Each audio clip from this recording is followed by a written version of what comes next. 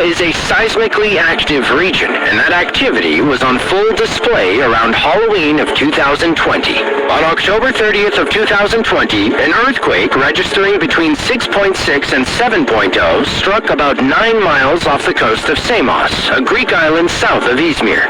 Employees at an advertising firm in the city braced themselves in the office, hoping the building wouldn't collapse beneath them.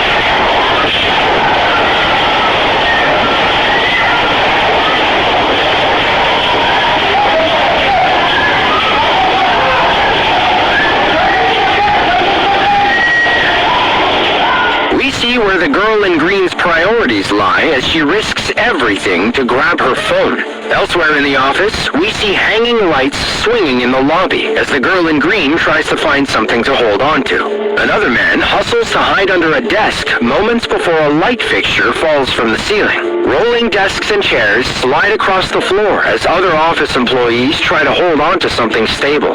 One woman almost gets knocked out by a falling printer. The main quake was followed by 1,400 aftershocks, with 43 registering as 4.0 magnitude mini-quakes. The initial quake also triggered a tsunami, which damaged several coastal towns around the province.